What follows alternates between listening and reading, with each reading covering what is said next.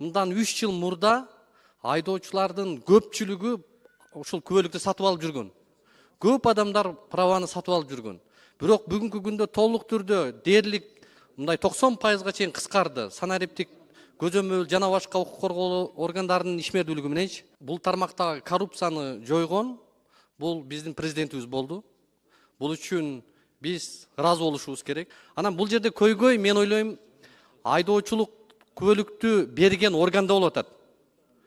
Бүгүн 10 айга эмес, 10 жылга чозсо дагы маселе анда эмес. Маселе айдоочулук күбөлүктү берип аткан органда.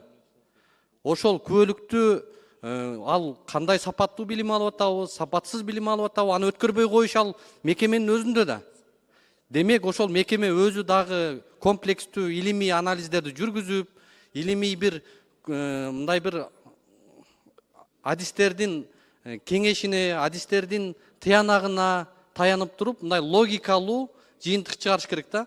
Бүгүнкү күндө ушул 10 айлык айдоочулук күбөлүк бул акылга сыйбайт. Бул үчүн мен каршымын.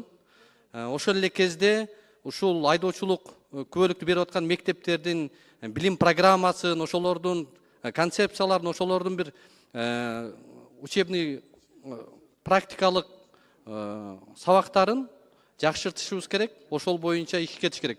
Бирок мен ойлойм азыр бул көйгөй мекеменин өзүндө болуп атат.